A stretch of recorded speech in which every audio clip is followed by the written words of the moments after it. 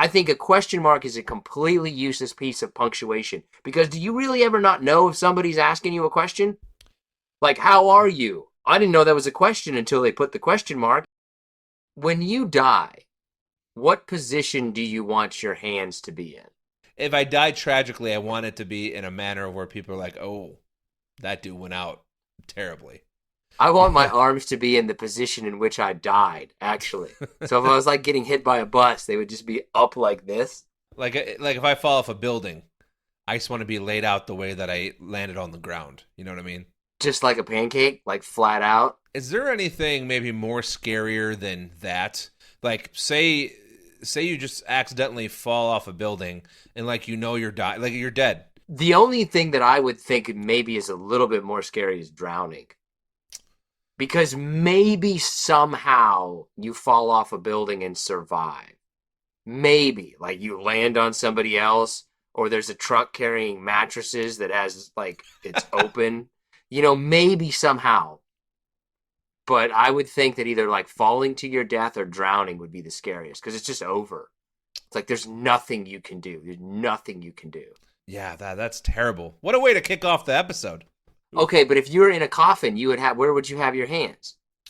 By your sides? Yeah, I mean, no, actually, I mean, thinking about this, I'd probably have like my hands kind of parallel with my body, and I would just have me giving a thumbs up. Like both hands would be giving thumbs up. I think I would want my hands to be like behind my head, like sunglasses on, like just chilling. Like he's just hanging out. I will say that to me has always been a weird thing that we then go like look at the dead person's body afterwards. Like, wait a minute, they're dead. We're just gonna go look at them. Yeah, that's kind of weird. That's kind of crazy that we do that. It's kind of like people who lie in state for like 30 days, and it's like that ain't natural. Like that body is decomposing. Oh yeah, man. They got to be maintaining that thing. Okay, but if you were falling to your death, would you want to land face down or would you turn around so you hit your back, or would you want to land face down? I don't think I would want to see it coming. That's actually a good question. Like, if you knew you were going to die, would you want to see it coming or not? I guess I would actually land feet first. I would try to land feet first because you never know. Like maybe. No. What if it's like the year 2100 and it's like, oh man, all we got to do is put some cybernetics in you and you're good to go. But there's been people who have survived like falling out of an airplane and landed in the mud or something like that. There's been people who've lived through it. Yeah, you're right. I mean, there was one case, most notably, I think it's like the skydivers and things, where some, like their chute doesn't open in time and they just flop into the earth going like 200 miles an hour or whatever it is. Yeah. Okay, let's see what I asked the audience how they would like to go with their hands down. 22% said by my side, 35% said across my chest, 13% said behind my head. And of course, because it's our audience, 30% said they would like to have their hands on their private parts. Which actually, as a man, I could understand that. Just having your hands down there, like protecting it just in case. It'd be a little bit different for a woman, I think. But for a man, if I saw a man laying in a coffin and he had his hands over his privates, I'd be like, oh, okay. Well, protected what was most important. Like, you just made me think. I've always wanted to be cremated. Like I didn't want to like have any remnants of me left when I die. But maybe now I'll make you all like come see me and they'll lay me out in like a fun position and you all will be like, yeah, that's John. That's how I want to remember him. Like doing the Egyptian thing? Or like, just me like, just sitting up in a chair, just looking all drunk and mad or something, But with candles surrounding you? You could just be sitting there with candles? I would have no problem if somebody took my dead body out for a night on the town. Like if my friends were just like, hey man, we're taking you out one more time. And just took my dead body out for a night on the town, I'd be okay with that. Let me ask you a question. If, say I died and I left something, to you saying like, hey Nick, when I die, I need you to take me to the dance club one last time. Would you actually do it? Oh yeah, I'd put you like in a wheelchair and I would take you. If that was your last wish, I would take you. Oh, that's very kind. That's very nice. Yeah. That'd be awesome. Okay. 2 for 1 drinks. People walk up. No, this guy's fine. He's just passed out. I'm just No, gonna man, he's just rested. Man, it's yeah. All right. Well, that's a morbid question, but okay. I don't know, man. I think you have to think about death. You You can't do. really live life unless you think about death. I th- I think the older they get, the more you think about it, but I think the more you come to peace with it. If that makes any sense. Like I think when you're in your 20s, 30s, 40s, it's like death isn't, it is what it is. And then 50s, 60s, 70s hit, and you're like, maybe I should start dotting those T's and crossing those I's. Yeah, 20s, 30s, 40s, it's there, but it's not real to you yet. I think it's going to start getting real to us real quick. Well, Like, oh, that day's coming. Well, I mean, since we're talking about death, I feel like we need to talk about someone that passed away last week, Mr. O.J. Simpson. I don't think that there is a lot of sadness that he is gone. No, and it's funny because it kind of turned, at least in my newsroom where I was, people asked, especially the old timers, do you remember where you were when the chase happened? I was 10, 8, something like that. So I don't really remember it a whole lot, but apparently it's been compared to like a 9/11. Obviously not the seriousness in terms of hundreds of people dying, thousands of people dying, but just the moment, like the gravity of the situation. Everybody was aware of it. A cultural milestone. No, that was before my time. I don't really remember it. I remember something about it, but I don't really remember it. I think that that's one of those people that, like, I think, nobody's really going to miss him too much. No, but it got me thinking. Out of all the major sports star controversies that have bled into real life, and I mean, like the people that have murdered other people, blah, blah, blah. Well, not blah, blah, blah, but you know what I mean. Yeah, I know what you mean. Thanks. I mean, it probably went, right, OJ kicked it off, at least for our generation. And then you had the Tiger Woods. Yeah. You had the Tiger Woods scandal, which, I mean, that was everywhere because he was probably a top 5 athlete in the world at the time. Yeah, those were big scandals. I think you could make that argument that, like, OJ was probably the biggest fall from grace of all time. Maybe he wasn't as high of a notoriety position, or he wasn't as known as Tiger Woods, but Tiger Woods obviously Tiger Woods didn't kill anybody. Right? No. Like, I think that OJ, you could say, like, that was somebody that was seen a certain way and then was completely different. Yeah, even if you compare it, like I compared it to Aaron Hernandez, the former Patriots tight end, could have been a Hall of Famer, really, that killed somebody, and then it came out that he was like actually maybe killed other people, blah blah blah. Unfortunately, he took his own life in prison. But in saying that, there was like difference because he always said he had a rough upbringing, blah blah blah. OJ, you loved OJ. He was in movies. Yeah. He was a Hall of Fame football player. And then behind the curtain, it's like, no, this guy's actually seems like he might be kind of a shithead. Well, he was Bill Cosby, and then you found out about them. Right? I don't think that if you look at anybody who's really successful in any kind of sphere, I don't think that they're probably going to end up being a very nice person.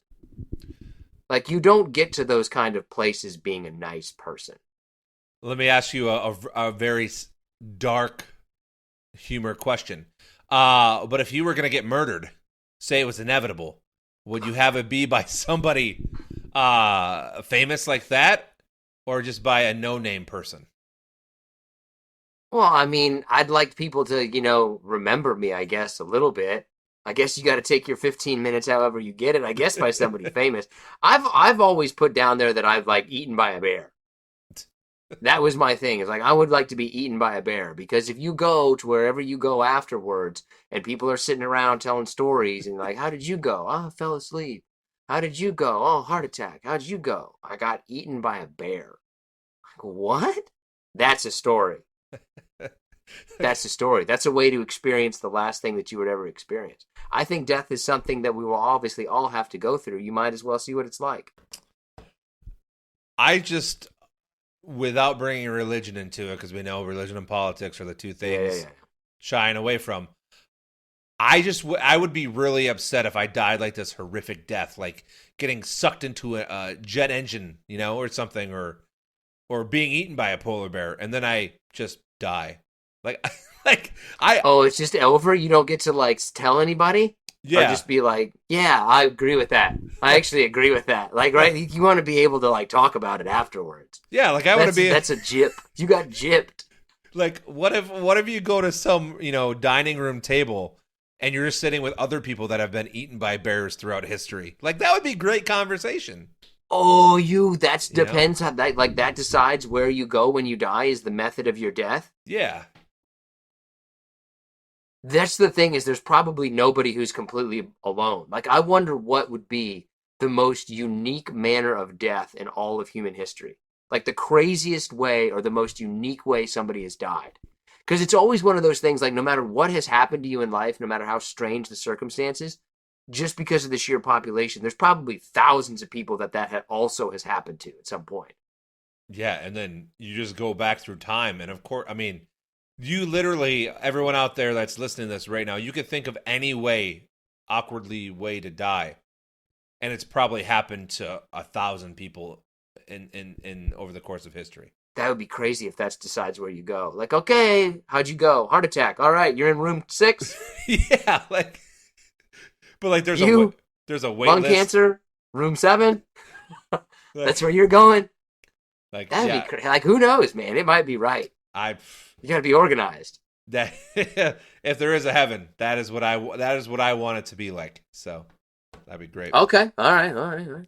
All right, shout outs. Let's do it. Let's see. We're going to start with Jack Straw, Mike Floyd, Caitlin Moore, Tim Hudson, Dave Hagen, Andrew Hadamar, Justin Cook, Terry James, Joel Turbo, Jack Stam, and I know I'm breezing through these, but we're going to end with a little alliteration. Brian Brockholt. Appreciate everyone this week. There is really no end to the interestingness of the internet because there's an entire Wikipedia page dedicated to lists of unusual deaths. Of course there And is. just to read like the first 2 or 3 out of 5 out of hundreds of these. An Egyptian pharaoh died while being carried on a litter and then was killed by a hippopotamus. There was a person who was smothered to death by gifts of cloaks that they were showered upon him after winning a war. So like everybody threw so many gifts at him, he died from it. Oh wow. Choked to death on a grape after painting an elderly woman and dying of laughter. Like, man, there's some crazy ways to go. Okay, let's get off death for a while. All right. Well, let's move on. Oh, you got your new thing. Let's hear what this is going to be. Or did you not do it? No, so I did do it. It's an original concept, but I figured Okay. it's a profoundly pointless spin on it. So, Okay. I'm sure you've heard of marry, fuck, kill. Instead, I figured we couldn't necessarily do that one, even though it would get kind of wild. So instead, I changed it to be podcast related. Okay. So it's the same type of thing, but instead, these are the 3 choices that you have.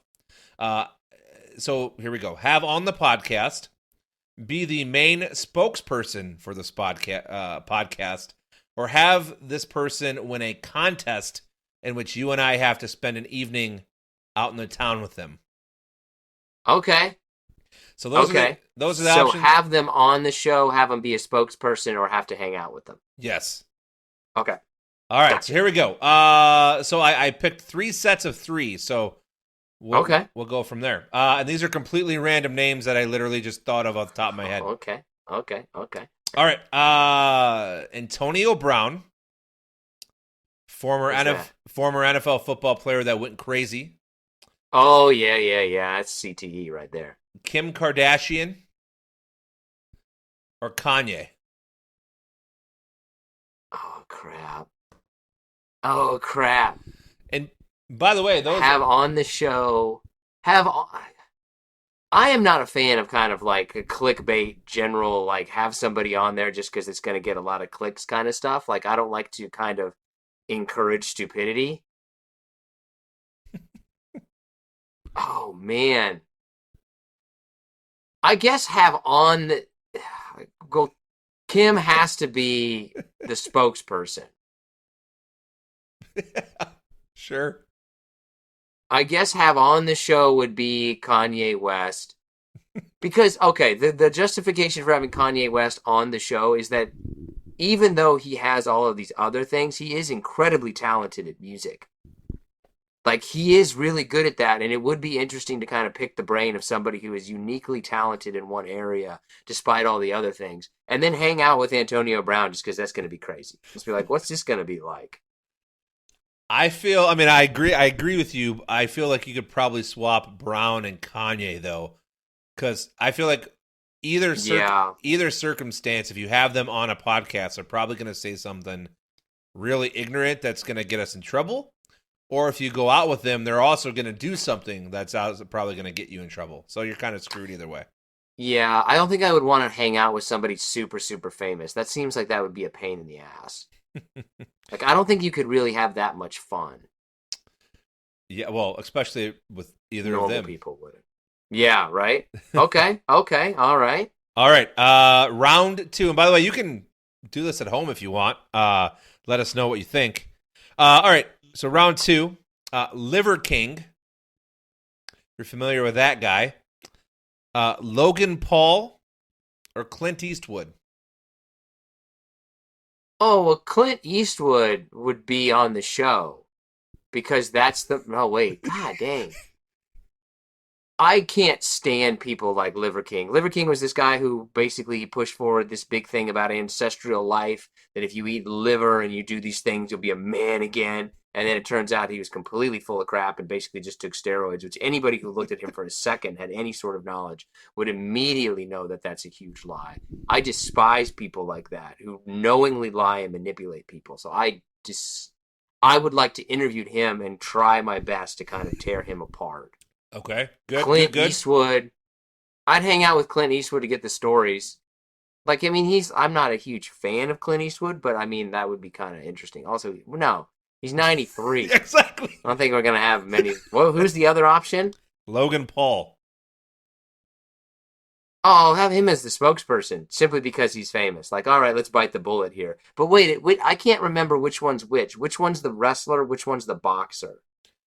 Jake is the boxer who's going to be facing Mike Tyson next month, I think, or 2 months. Logan Paul is the wrestler / owner of Prime Energy drinks. Oh, okay. Yeah, I'll go with my thing. I'll have him as the spokesperson, and I'll hang out with Clint Eastwood, because we can both go to bed at 7 o'clock.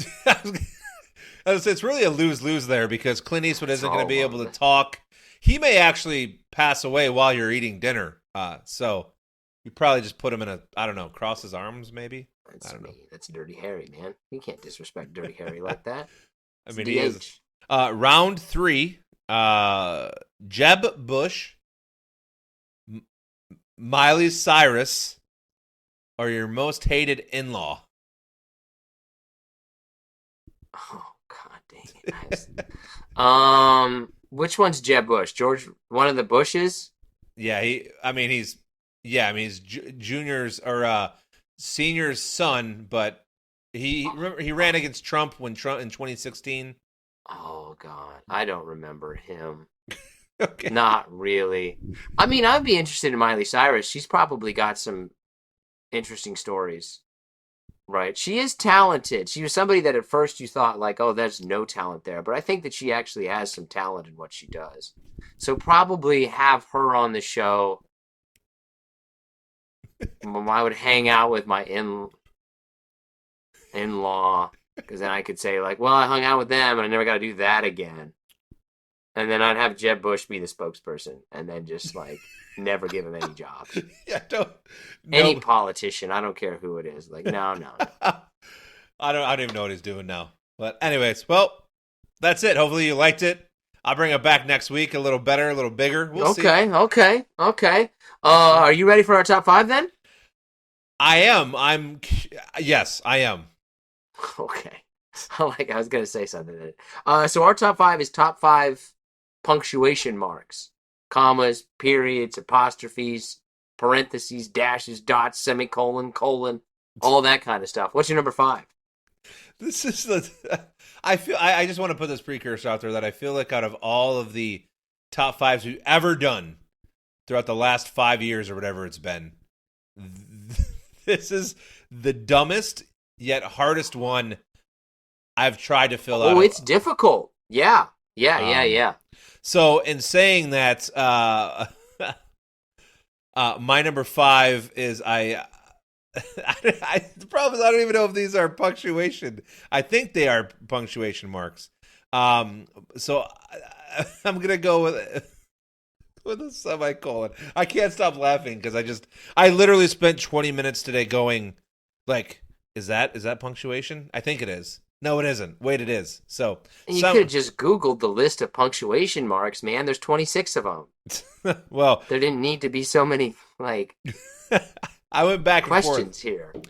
So my number 5 is I'm going with a semicolon, strictly because it's not a colon, because I think that's one of the worst names for a punctuation mark, and it also has a comma in it as well. So that's why. I have absolutely no idea when you're supposed to use a colon or a semicolon. I have no clue. I know it's something about a list for a colon, but a semicolon, I have absolutely no idea when you're supposed to use that. None. I could look it up and I still would not know. I don't know, but according to a couple of websites I was looking at, the semicolon is rated as the number 1 punctuation mark for its versatility, except I don't know what the fuck that means. Nobody knows what it means. Like, the semicolon is number 1 because of its versatility. If it was so versatile, people would know how to use it. Nobody knows how to use that. Like, yeah. Oh, that's supposed to be a semicolon there. Is it? I have no idea, man. Nobody knows. My number 5 is the exclamation point. It's overused, but it is the funnest punctuation mark. Okay. Exclamation point's great. It's like, it's fun to put in there. Just people use it way too much. One exclamation point per email. That's it. Interesting that it's that high on your list. I have it further up on mine, so let me get to my number 4. Oh, okay. What's your number 4? Maybe the most underrated punctuation, and it's called an M dash, but it's just the little dash, essentially, that like separates words or whatever. Oh, you mean like the thing when you put two words together? Like, I can't even think of an example. Like, right? Like before we knew it, like how home run used to have a dash, but now home run doesn't have a dash because it never needed a dash. But that's the dash I'm talking about. Oh, okay. Yeah, I can't think of anything. I can't think of a single example of a word. I know exactly what you're talking about, but I cannot think of a single example of a word. I'm terrible at grammar. Okay. My number 4, I think, is probably one of the most helpful punctuation marks, is an apostrophe. Because that really communicates that either that's a conjunction or possessive. I think an apostrophe really helps kind of help you understand what somebody is talking about. Yeah, I mean, it's just blah to me. You know, it's vanilla. It's like going to a restaurant and getting a chicken breast to me. That's what I feel like it is. It's necessary. Yeah. But if we were making a list of the best meats, chicken's going to be on there and it's going to be up at the top. Yeah, I mean, like I said, it's just blah to me. It is what it is. Okay. Okay. My number 3 is the exclamation point. Oh. How many exclamation points will you use in an email? Will you put an exclamation point in an email, in a text message? You an exclamation point user or not? Yeah, I will. Now, I don't know if I should be saying this out loud. Do I ever mean it? That's a different story, but I definitely use it. For anybody who is listening that may be a woman to this, I think we have at least one female audience who is listener. Men never mean an exclamation point. Men will put an exclamation point, but we don't mean it. We don't mean it. Like everything else, ladies, we don't mean much. We don't mean it. We do not mean the exclamation point. We'll write it, but we don't mean it. I'm going to get controversial here. My number 3 is a period. That is, wow. Yeah, that is controversial. I have period at number 3. I think a lot of people would put that way at the top of the list, but I'm putting period as number 3. Okay. Do you want to explain or you want to wait? Because I have it on my list a little bit further up. I think that it will be explained as we go through the list. I don't think I need to explain it. Period. Well done. My number 2 is the question mark. I think the question mark is completely useless. I think a question mark is a completely useless piece of punctuation. Because do you really ever not know if somebody's asking you a question? Like, how are you? I didn't know that was a question until they put the question mark. It's completely useless. What do you need it for? So maybe 20 years ago I would have agreed with you on this, but I feel like now more than ever, it's the most useful punctuation mark there is. Because people, and I think everyone out there listening, including yourself, you'll agree you don't really read someone's text message, do you? I look at it. I skim it. Yeah. But if you see a question mark, you're going to go, oh, they're asking me a question. Then you might actually read the whole message.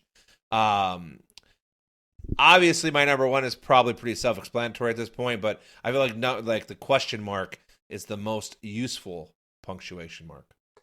I think the question mark is completely useless and has, quite frankly, contributed to the downfall of our society because people now have less reading comprehension. You should be able to tell if it's a question by reading it.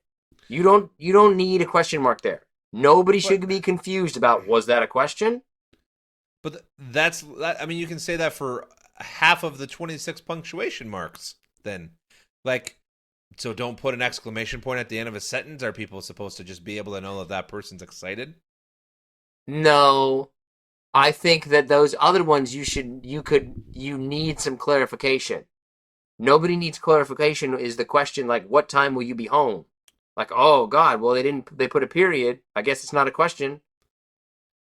I mean, you must have people that read your messages that just know you because I've had some people go to me and say, oh, I didn't know that was a question.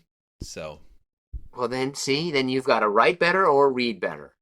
It should be very clear that it's a question. There should be no confusion. I don't think you need question marks at all. My rant is over. My number 2 is a comma. I actually enjoy putting a comma in things. It's like solving a little riddle. Like, where does the comma go? See, if I was gonna put, the comma's not on my list, but it's more vanilla to me than chicken. Like it's just there, and people don't even really know how to utilize it correctly, anyways. That's why I think if you can unlock the secrets of the comma can be one of your most powerful allies. If you really know how to use it, however, if you don't, can cause problems. I think the comma is like solving a little bit of riddle. Like, where does it go? Where is it supposed to be? Once again, no one pays that close of attention to really care. No, they don't. What's your number 1? It's pretty simple. The period. I personally just like the comma better than the period, but I think that you can make a strong argument for the period as number 1. But my number 1, I think, is now the most useful punctuation mark in all of society, the at. I think at has taken over the period as the single best piece of punctuation because you have to use that. You got to at people on social media. You got to use it in emails. I think at has taken over the punctuation world and is now the single most important piece of punctuation that you can have. I mean, the at symbol. I don't disagree that it's important. However, I feel like the period is by far the most used punctuation mark. I mean, ever. I mean, probably gets used millions, thousands, trillion times a day. And then you have the at sign. I mean, here's my thing. If you're going to put the at sign on the list, you should put the hashtag on the list as well. But you can get away with not having a period. You have to use the at because you either have to send somebody an email or you have to tag them on social media. The at has to be used. The period does not. That's my rationale for it. It's taken over. The at has never been more popular in the grammar cool kid club. It's the new hot thing in town. If it walks into the grammar party, everybody's like, "Oh, here comes at the new hot one." If you were a grammar, if you were a punctuation mark, what do you think you would be? Parentheses. Because I'm always like but actually, God, I would be parentheses. What do you think you would be? Probably the question mark. Yeah. Or I could be the dash that like that. I could feel like I could be that too. What's in your honorable mention? Let's see. So I put colon quotation marks. I almost had quotation marks in there. Parentheses. I didn't know what these were called, but the 3 dots, I think they're called ellipses, I believe. Yeah, ellipses. That sounds right. And then just the slash, just the good old slash. I really like the dash, but I just never know when I'm supposed to use it. I like the dash, but I don't get it. I don't know when I'm supposed to use it. I like ampersand just because, well, I like to be able to say ampersand. I don't know if I've ever actually used it, but I like ampersand. Just to be like, ampersand. I know what that thing is. It makes you sound very refined and smart. So it makes you sound smart, exactly. You should keep saying I like a backslash. I feel like that can be very useful. That's pretty much it. I get sick of quotation marks because you got to do. That's like the only punctuation mark you got to do twice. I think pain in the ass. Next week we should do letters on a keyboard while we're just on this trek. You want to do letters on a keyboard? The best letters on a keyboard? Okay.